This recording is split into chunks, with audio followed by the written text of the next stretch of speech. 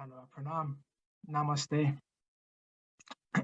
Today, we are honoring the divine disappearance of Om Vishnu Pad Paramahamsa Jagad Guru Srila Bhakti Sundar Govinda Dev Goswami Maharaj by presenting the last two chapters of Idols of the Mind versus True Reality by Sripad Bhakti Madhava Puri Maharaj. Srila Govinda Maharaj communicated to devotees from Vijayawada in the association of Srila Bhakti Niskam Shanta Maharaj. Srila Govinda Maharaj said that service to Sripad Bhakti Madhava Puri Maharaj is the same as service to me. So keeping that in our mind and in our heart, we are trying to offer this service to the lotus feet of Sripad Bhakti Madhava Puri Maharaj, and also hoping that Srila Bhakti Sundar Govinda Dev Goswami Maharaj will accept this as service to him as well on this his divine disappearance day. So the last two chapters of Idols of the Mind versus True Reality, they are called The False Elephant and the False Ego, and the unity of science and religion. Anyone interested in hearing more about this topic and about this book can reach out to the Bhaktivedanta Institute of Spiritual Culture and Science in Princeton, New Jersey by emailing princeton@bviscs.org or visiting our website. There's more information at www.bviscs.org. Again, Idols of the Mind versus True Reality is a book written by our serving director at the Bhaktivedanta Institute, Sripad Bhakti Madhava Puri Maharaj. So the fourth chapter begins with this concept, which is summarized very nicely by Albert St. Georgi, who is a Nobel laureate in physiology or medicine from 1937. He says, as scientists attempt to understand a living system, they move down from dimension to dimension, from one level of complexity to the next level, to the next lower level. I followed this course in my own studies. I went from anatomy to the study of tissues, then to electron microscopy and chemistry, and finally to quantum mechanics. This downward journey through the scale of dimensions has its irony, for in my search for the secret of life, I ended up with atoms and electrons, which have no life at all. Somewhere along the line, life has run out through my fingers. So in my old age, I am now retracing my steps, trying to fight my way back.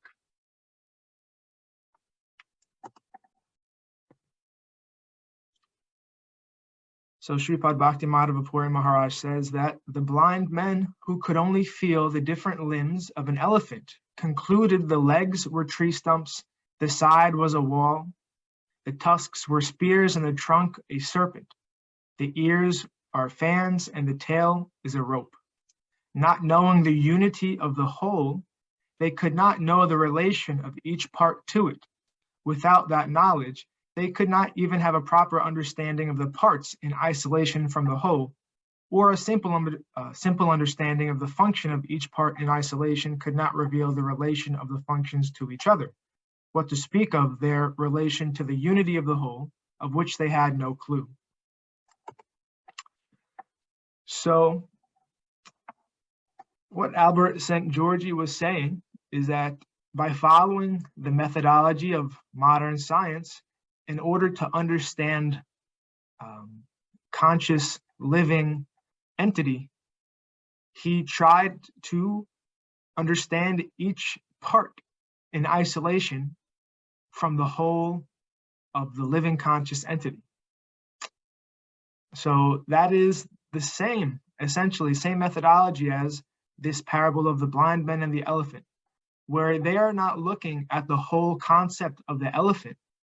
They are only feeling the leg in isolation from the whole, the trunk in isolation from the whole, And thus they come up with this idea that the leg is a tree trunk, or that the trunk of the elephant is actually a cobra, or the tusks are spears, the ears are fans, etc. So the idea of reality of what the blind men are experiencing, which is an elephant, a unified whole where the legs, the trunk, the spears, the ears, everything is a unified concept of a living entity. Instead, they're getting some very awkward idea of something that is not real and is very far removed from the living conscious entity of which they were inquiring. So also Albert St. Georgi, by looking at each individual part or each successive lower level of observation, going down to the electron eventually, he could understand that he was very far away from life. He was very far away from that initial inquiry about what is life. He was very far from that. So then he had to find out how to get back to that whole that he was inquiring about.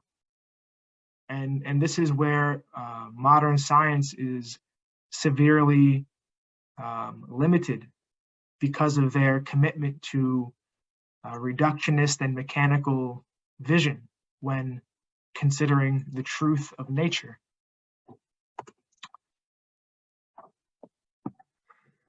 So Sripad Bhaktimadhava Puri Maharaj says, in reality, it is the final end that determines and guides all the other factors. When the unity of the whole is sentient or self-conscious, even a systems approach will not be sufficient to explain its existence. Systems are not self-conscious. Without knowing the purpose for an individual's own self-conscious existence, one has only a false concept of a conception of a self, the false concept of self, which is called false ego. One's true identity is established only when it is comprehended in relation to a proper concept of the complete whole. This complete whole is the all-accommodating, all-pervading, all-unifying, all-attracting, self-conscious and self-knowing absolute truth, who is known by many names. So Maharaj is saying here that he's pointing out that the only true whole, which is independent from any other whole, is God, the absolute truth, who is by himself and for himself, meaning that there is no other cause that God is dependent upon aside from God's self. God is self-caused, called causa sui. This is something Spinoza talked about and Hegel talked about, also in the Veda is talked about. So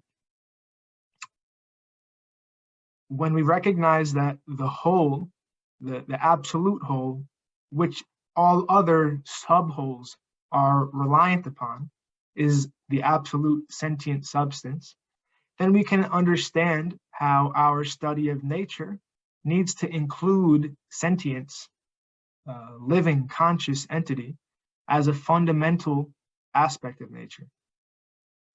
So Maharaj is using the explanation that Aristotle mentions about how we can come to know the truth of a concept. The material cause, the efficient cause, the formal cause, and the final cause. Where the material cause is what a thing is made out of. A chair is made out of wood. The efficient cause, what modifies it. The carpenter is shaping the wood to be a chair. The formal cause, what plan or design guides its progressive modification. The idea of the chair in the carpenter's mind before he acts on the wood to actually shape it physically. And then the final cause, what is the goal, the end, or the aim as the final product which corresponds to its concept, the final end or purpose. The chair is for the comfort of the carpenter to sit down. So when we know the final end of the living organism, meaning its concept as a whole elephant, Then when we study the leg or study the trunk, we can understand that the trunk and the leg are serving the final end of the entire elephant, the purpose of the elephant. But when we don't know the final end of the whole organism of the elephant, then when we study the leg or the trunk, we think it's a tree trunk. The leg is a tree trunk, or we think that the elephant's trunk is a cobra, or we think the tail is a rope. So we need to know that the final purpose of all of the parts of the whole are to serve the whole organism itself. So now we're moving to the last chapter of the book, Unity of Science and Religion. Thought and consciousness play a vital role in our relationship with truth. However, instead of the belief that consciousness is passive and opposed to thinking, which is active, we may consider the idea that thinking is the activity of consciousness. In that case, the opposition between the two is resolved as an integral and dynamic unity. In other words, we have a unity of unity and difference, or the passive and active in one dynamic whole. This is similar to the subject-object unification that comes about by recognizing that an object is what a subject knows it to be. So here Maharaj is addressing that people often think thinking and consciousness are opposed to each other, where consciousness is more of a passive awareness and thinking is an activity, a dynamic activity, which awareness is aware of. And instead of opposing these two things, which similarly is done by thinking the subject is aware of the object, and they're divorced from each other aside from this dualistic relationship, Maharaj is pointing out they're unified. That the object is what the subject knows it to be, and how thinking is an activity of consciousness.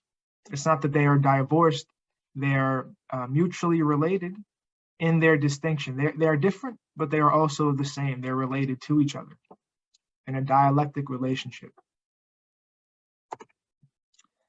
Concepts in rational thought become hypotheses, theories, paradigms, models, probabilities, and so on. And modern empirical scientific thought, in other words, rational concepts have become replaced by contingent guesses or correlations, because the dynamic unity and difference between concepts and their content, or between thinking and things, has not properly been comprehended. This is a serious and fundamental deficiency of modern science, having the deeply troubling consequence of crippling humanity's ability to think properly. So here we have the elephant again, and the abstract idea of the elephant when it's not comprehended as a whole first.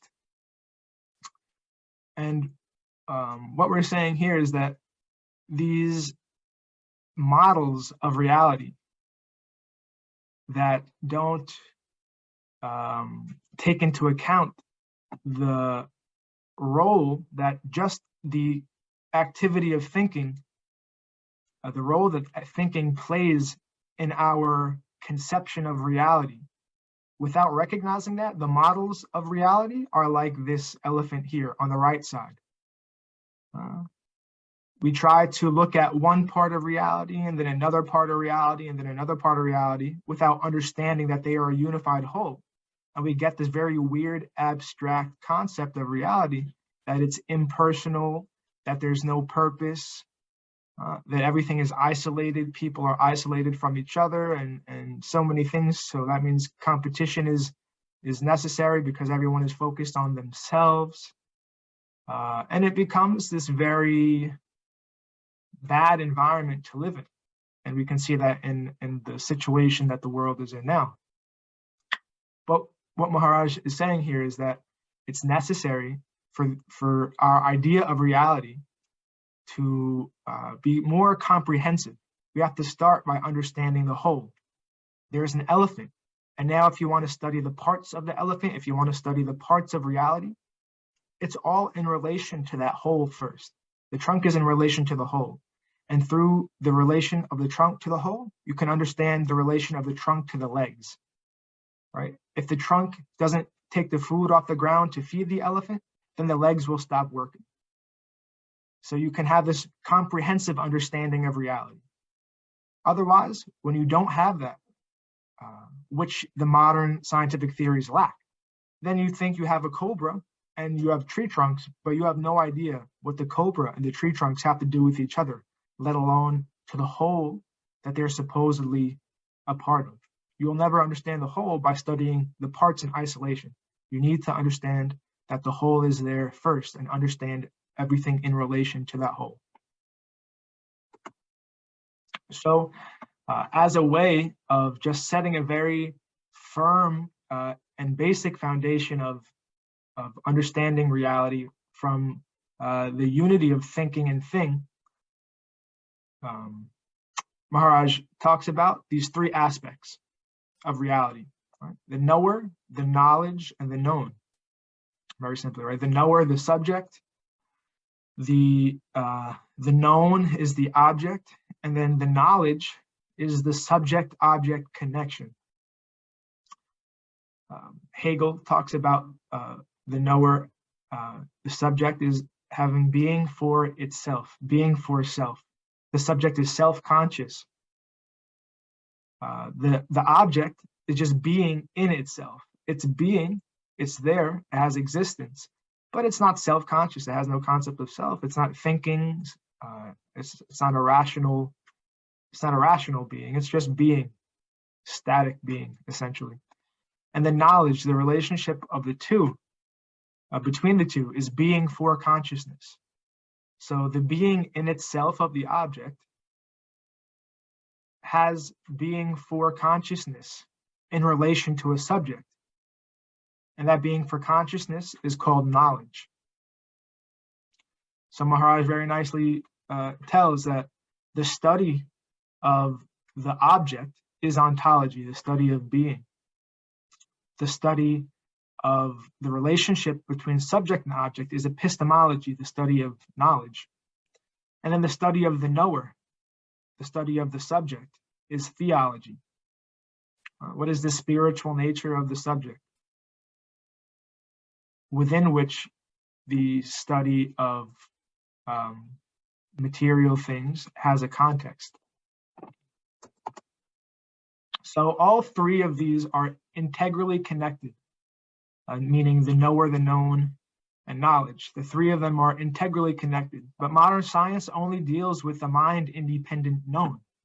Modern science only deals with the objects. By strictly focusing on the object known, modern science does not explicitly account for the role of knowledge, the being for consciousness, involved in what is known. In other words, it does not make knowledge an object of its investigation. It is important to emphasize this point. The known is what we have some knowledge about, but science neglects the role of the scientist's knowledge or the being for consciousness of the object.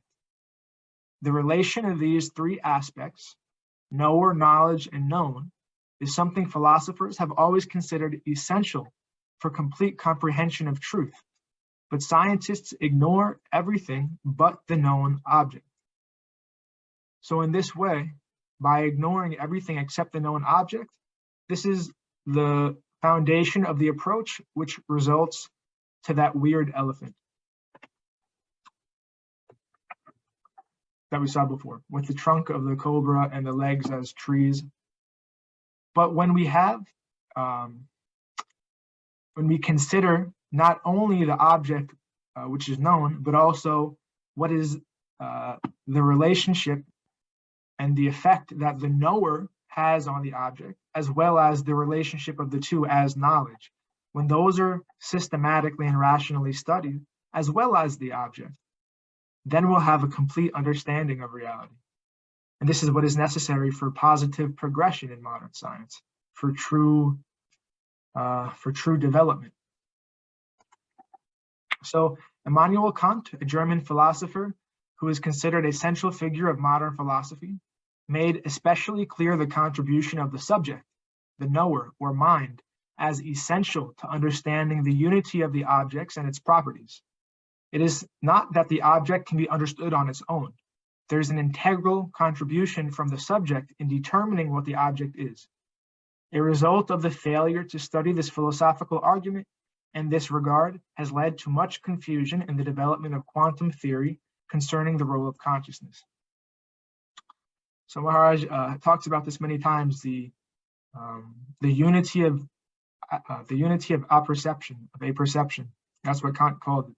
Also known as the ego, where the object has so many properties. An apple is hard to touch, red to the eyes, sweet to taste, sweet to smell.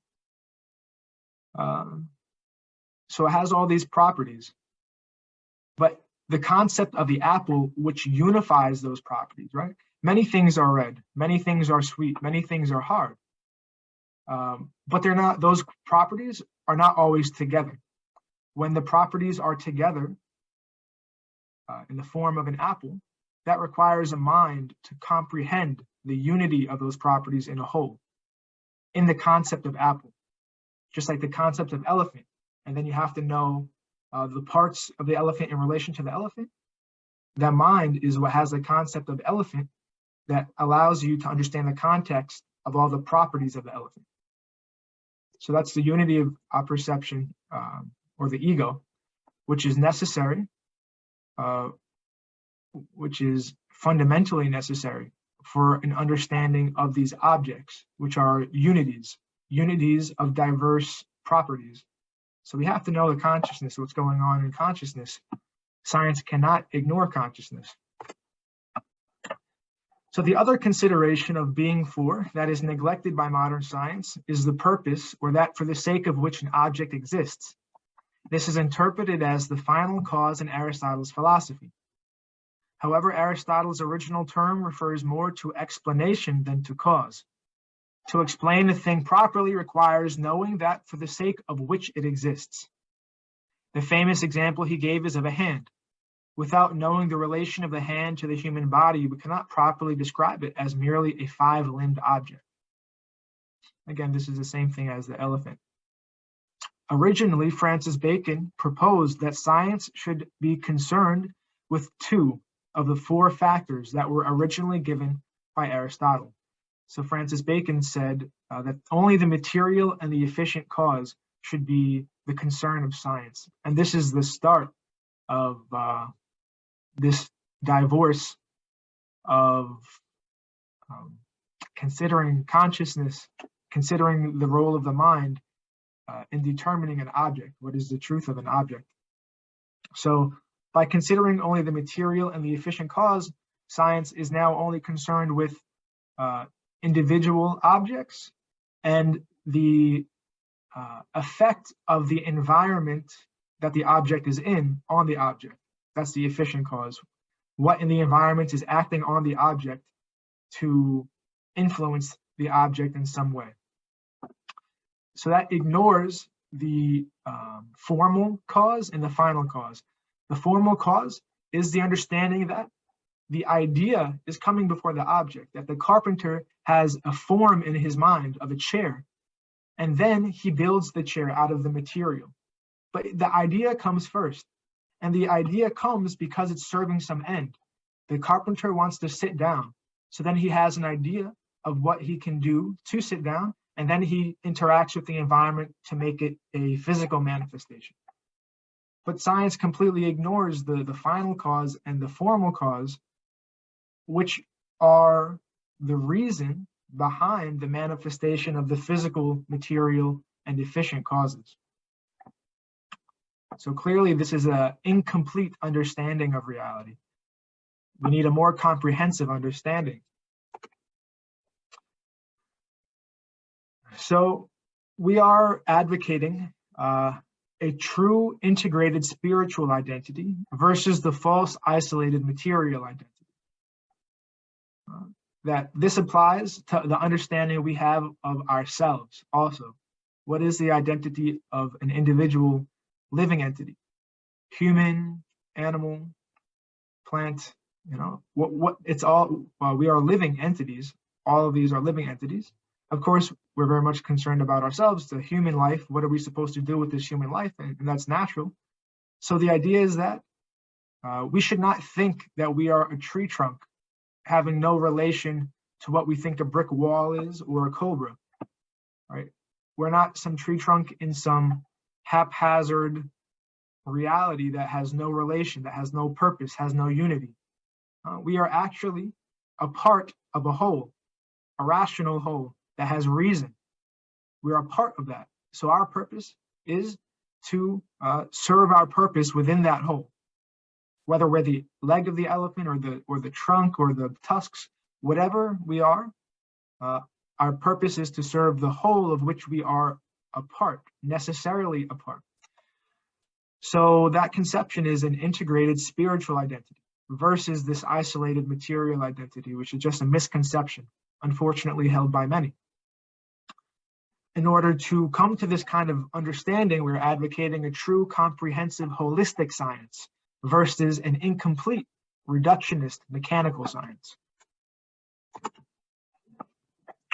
So in order to provide some foundation for how this science should move forward, this spiritual science that is comprehensive, Maharaj then talks about these levels of consciousness, which we are directly experiencing every day.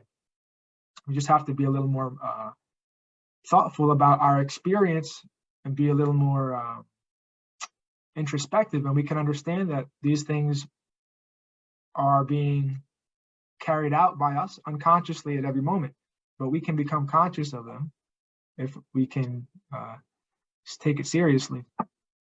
So first, sensuous apprehension. The first level of consciousness is the senses or sensuousness, called sentience. Specifically, that which can feel or experience is sentient. So the immediate apprehension of an object by the senses may be considered the first level of consciousness found even in lower forms of life, such as microbes, plants, and insects, who may not have the developed bodies of a man or animal, but nonetheless do exhibit behavior indicative of sentience or feeling. Maharaj goes on to also explain that to claim that the absolute is sentient being or sentient substance is to recognize its ability to feel and experience. This completely revolutionizes the presupposition of modern science that reality is ultimately impersonal, insentient substance or matter. The materialized conception of the universe finds it impossible to explain how sentience or life came from insentient matter. If life or sentience is primordial, however, the hard problem that materialism faces is immediately resolved. This idea correlates with our natural experience that life always comes from a previous life. And we've given a presentation on this also, that life and matter come from life, and it goes much more detail into this. And we find that this is our natural observation, as Maharaj is saying. We only see that humans are coming from other living humans, where any living entity is only coming from living parents. If the mother is deceased, then the womb cannot develop life, and life won't come from that. The mother must be alive. Also in cells, dead cells cannot duplicate. They cannot have mitosis. It cannot produce a new cell. Only a living cell can undergo mitosis and produce a new cell. So life only comes from life, and never once has it been demonstrated that life comes from something non-living. Not a single instance of that happening. So we think that it's more rational to just accept that life comes from life. And what is the rational development of this idea? Well, that is what the Bhaktivedanta Institute is presenting through various forms, presentations, blogs, articles, conferences, etc. So the next level of consciousness is perception and then comprehension. So a perception is something like a preconception, or something that comes immediately before forming a proper conception or comprehension of an object. The next level of consciousness is the perception or preconceptual formation of internal representations, images, or pictures. These may also be considered as immediate intuitions of the internal sense. But because representations are reflected mirror images of external objects, they are considered the mediating means between apprehension, the first level of consciousness, and comprehension, the third level of consciousness, or the concept of the representation that is formed by thought. It is within the hierarchy of these three initial levels that we can recognize the beginning of what is called the subjective evolution of consciousness. So, through this groundwork of just how our senses perceive, and then we have some vague impression of what our senses perceive in the mind, and then after further consideration of experience of what we just perceived and understanding the context in which we're experiencing it, we have a more solid comprehension, a more complete understanding of what we perceived with the senses. And so Maharaj is saying that this is the foundation of what is called subjective evolution of consciousness, which goes beyond these three levels, actually. We'll just briefly talk about that subjective evolution. Essentially, the subjective evolution of consciousness is going from an egocentric false ego, where we think we're the center of reality and we're exploiting it, the evolution at the highest point is a theocentric true reality, where we understand we're a part of reality, and that we consider our final end, as we're saying, the final end of what Aristotle was talking about. And then our whole purpose in our interaction with the material cause, our role as an efficient cause, and the formal cause, all of those things are understood within the context of our final end, serving the center, serving the whole. We are a part, and our purpose is to fulfill the function within the whole, just like the leg of the elephant is supposed to fulfill its function within the whole, so that it can make the elephant walk, so that the trunk can access the food, right, the leaves in the tree. So they're all connected to each other. They serve their function, and through serving their individual function, they're serving each other by allowing the whole to operate properly, serving their purpose within the whole. So this begins, that egocentric reality starts with this animal conception of life. This can mean, actual animals like monkeys and other animals, birds, reptiles, etc. But even some humans are still in animal consciousness, actually, where they're not really conscious of themselves. They don't really have self-consciousness. They lack thinking and self-consciousness. They have no real concept of reality, for better or worse. They're just very much reacting to the environment and trying to just take things that make them feel good without thinking about further consequences of those actions or anything like that. There's no self-consciousness involved or real thinking. They're conscious and they're alive, no doubt, but the thinking, the critical thinking on any level is not there, and neither is the self-awareness. So then the next level of consciousness is still exploitation, this bodily conception that I am the body and I'm trying to interact with reality, which I have some idea about. Even if it's an illusory idea of reality, I can understand that I'm living in some world, and I want to make sure that I'm feeling good. I want to feel good. I want to just focus on myself. I can understand that I am a self. I have some identity. I might not know exactly what that identity is, but I have some conception of self nonetheless. And this is the stage of exploitation. We think we're the center and we're trying to serve ourselves. We're trying to enjoy our sense experience and maximize that enjoyment. That is the plane of exploitation of a self-conscious human being. Then, after some time, maybe many lifetimes, the desire for exploitation is no longer there because we have suffered enough. Even sometimes we're enjoying, we know that suffering is going to follow eventually. It always happens. We're being rewarded for our positive actions in the material world, but then we're also being punished for those things that we have done wrong. And eventually the soul does not want to suffer anymore. So they go into the plane of renunciation, where the desire is still self-centered. They're thinking about themselves, and they're thinking about their lack of desire to continue suffering in the material world. So they just renounce everything. They renounce their engagement with the environment. They try to neutralize their karmic reaction, but it's still self-centered. Although it's slightly higher than the exploitation, it's still self-centered. So we want to move beyond that, actually. We still don't really have a conception of the whole. It's still a conception of the part. Only the part in isolation from the whole.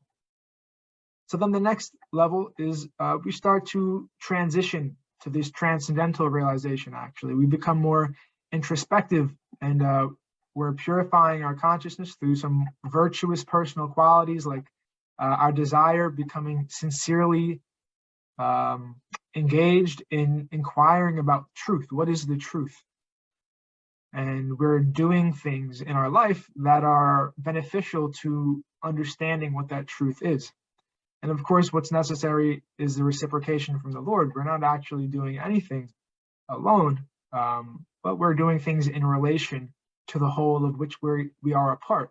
Whether we acknowledge that we are a part of the whole reality or not, we are still a whole. We are still a part of that, unconscious or consciously. So this next level is self-realization. We have more introspective, and we realize that we are not the body, actually, that we're a soul. In Bhagavad Gita, it is saying, Dehinosmin yata dehe kumaram yovana jaratata dehantaras praptir dhiras tatra namoyate. Just as the bodies change from youth to from childhood to youth to old age, similarly, the soul moves to a new body at death. We can understand that when we were a child, we were very small. We maybe had some marks on our body that aren't there now. Our body is much larger now. The marks are different, or we have no marks on the body, and that when we get older, our body will also be very, very different. So we can understand that they're not the same body, right? They're different bodies, very obviously in size, shape, so many properties that are completely different. And science is also telling us that on a cellular level, every 7 years or so, the body, the matter, the cells in the body are generating new matter. The cells are generating new matter every 7 years or so in every part of the body. So it's a new body, you know. Similarly, when we leave this body at the time of death, we'll enter a new body. So this kind of transcendental realization is helping. We can see the dots around the circle here. Our conception of reality is starting to change a little bit. We're starting to become more open-minded and receptive to the truth of things. The next stage from self-realization is this God realization. Not only are we spirit soul, but we are part of a greater whole. We're part of a greater whole. And we are personal, we are conscious, we are living. The whole of which we are participating must be personal, conscious, and living. Otherwise, we could not be. We cannot have any properties within ourselves that are not properties of the whole which we are parts of. So if we are alive, conscious, personal, then reality is personal, conscious, and living. So again, this is all happening only by reciprocation of the Lord. Not only do we desire these things, but some reciprocation is going on so that we can actually change. And finally, after this process of transcendental purification, we are becoming God-centered. We understand that reality as a whole is living, conscious, alive, and we want to participate in a way that is serving the whole by complete conception of reality, the beautiful, by and for itself, the ever-fresh, infinite, absolute truth, which is eternal, blissful, and conscious, Satchidananda. This is the plane of dedication, the spiritual conception of reality. And it's possible to arrive at this kind of conception of reality, this kind of vision, through a rational and systematic process. That is the spiritual science. That is what the Bhaktivedanta Institute is trying to advocate and teach through many diverse platforms. And again, this whole process is going from egocentric false ego to theocentric true reality. Until we understand what we are for, what the purpose of life is, then I, the self, the ego, is misconceived as an isolated self, an individualized form centered upon itself. Our real identity is as a part of the whole. We are part of something greater than ourselves, beyond our localized existence, and yet the whole is not merely beyond or opposed to oneself, since one is included in the whole. Real education is meant to learn about this. When a person says we, one immediately takes oneself and expands it to become a part of something wider than oneself. I and we are not the same, singular and plural first person. Yet one still identifies oneself with we. In other words, I include myself when I say we. I don't think that it is something different from me when I say we. Although it is often going unrecognized, it is very important to understand the distinction and relationship between the universal, in this case we, and the particular, I. A numerical and categorical difference is involved, yet there is an identity at the same time. In set theory, it would be like the difference between a member of a set and the set itself and their relation. So Maharaj is giving this very nice practical example of everyday life, how we are, whether we're very conscious of what we're doing or not, we identify ourselves with something wider than ourselves. Whenever we say we, it's not just I and them. It's not just myself and something external to me and different from me. It's not I and them.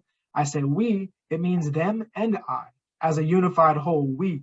It's not just me, but it includes me. And that's used regular language every single day. If we can become more conscious and thoughtful of these things, by the grace of those who are able to open our eyes to them, like Sripad Bhakti Madhava Puri Maharaj and Srila Bhakti Sundar Govinda Dev Goswami Maharaj and the teachers of devotion, then we can start to understand the practical truth of these teachings of the Veda, of Vedic science, and also that have appeared in the West through the teachings of Plato, Aristotle, Hegel. It's very nice that we have this opportunity to learn from these realized individuals.